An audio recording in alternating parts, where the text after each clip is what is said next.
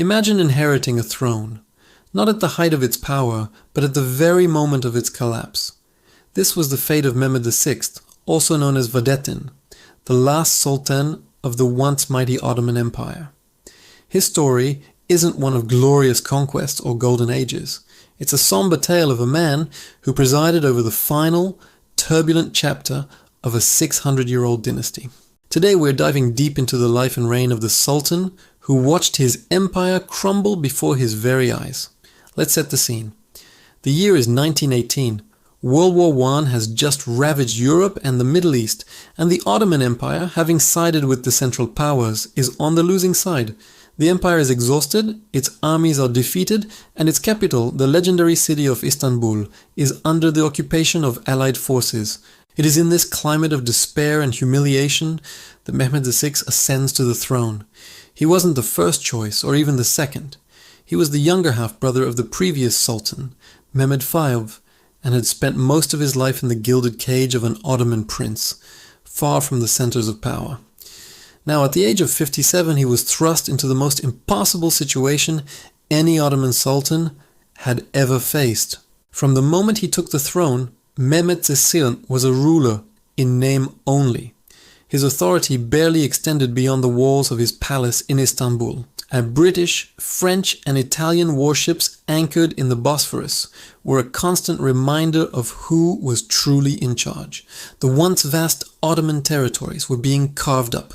Allied powers occupied strategic regions, while in the Anatolian heartland, a new powerful force was beginning to stir, a force that would ultimately seal the fate of the Sultanate.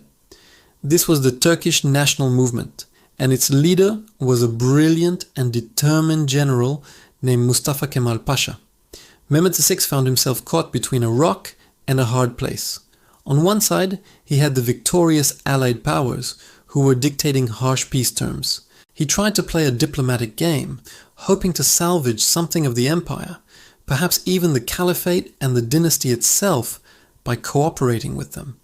He believed that resistance was futile, and that collaboration was the only way to preserve what little was left. This led him to sign the disastrous Treaty of Sèvres in 1920, which essentially dismantled the empire, giving away vast swathes of land and imposing severe military and financial restrictions. From the Sultan's perspective in occupied Istanbul, this might have seemed like the only viable option to prevent even further destruction. But on the other side, in the unoccupied lands of Anatolia, Mustafa Kemal and the nationalists saw things very differently. They viewed the Sultan's government as a puppet of the foreign occupiers and the Treaty of Sèvres as a national betrayal. They rejected the Sultan's authority and began organizing a resistance.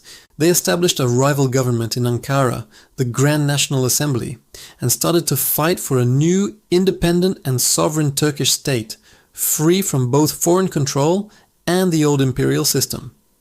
A civil war, in essence, was brewing.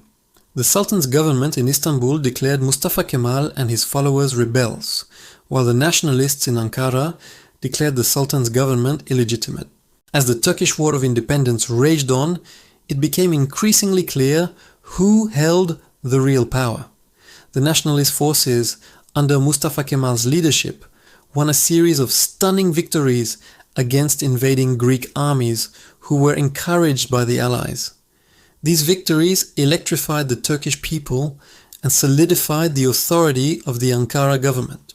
The Sultan, isolated in Istanbul, could only watch as his influence evaporated. His attempts to counter the nationalist movement were ineffective. The old imperial army was disbanded, and the forces loyal to him were no match for the disciplined and highly motivated nationalist army. The final blow came in 1922. After the decisive nationalist victory that drove the last of the occupying forces from Anatolia, the Grand National Assembly in Ankara made a monumental decision. On November 1st, 1922, they voted to officially abolish the Ottoman Sultanate, ending over 6 centuries of imperial rule.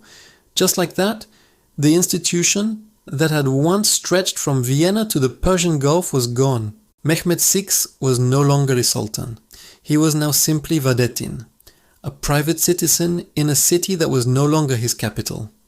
Fearing for his life, and rightly so, as the new government considered him a collaborator, Mehmed VI made a desperate plea. In the early hours of November 17, 1922, he was secretly smuggled out of his palace and onto a British warship, the HMS Malaya. He left his homeland, never to return. The last emperor of the Ottomans sailed into exile, leaving behind an empire that existed only in history books. His journey took him first to Malta, and then he eventually settled in San Remo, a quiet town on the Italian Riviera. He lived out the last few years of his life in relative obscurity and financial hardship. The vast wealth of the Ottoman dynasty was gone. He was a deposed monarch, a figure of a bygone era, living on the charity of others. He wrote his memoirs, trying to justify the difficult choices he made during his short and catastrophic reign. He maintained that he had always acted in what he believed were the best interests of his people and his dynasty, trying to navigate an impassable political landscape. He passed away in San Remo in 1926 and, tellingly, was buried not in his former capital of Istanbul, but in Damascus, another great city of his former empire. So, how should we remember Mehmed VI? Was he a traitor who collaborated with the enemy, as the nationalists claimed? Or was he a tragic figure, a pragmatist who tried to save what he could from an inevitable shipwreck? The truth, as is often the case in history, is complex. He was a man of his time, a product of the old imperial system, unable to comprehend or adapt to the new age of nationalism that was sweeping the world. He inherited a terminal crisis and lacked the power, the vision, and perhaps the will to overcome it. His reign marks the definitive end of an era. He is the closing parenthesis on the long and dramatic story of the Ottoman Empire. While Mustafa Kemal Atatürk is celebrated as the founder of the modern, secular Republic of Turkey, Mehmed VI is often remembered as the Sultan who lost it all.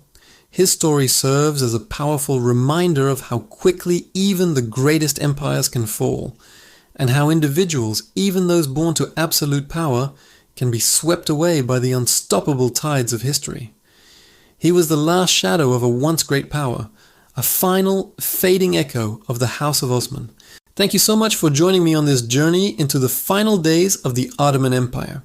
If you found this story compelling, please hit that like button, subscribe for more deep dives into history, and share your thoughts in the comments below. Who are some other historical figures you'd like to learn about? Let me know.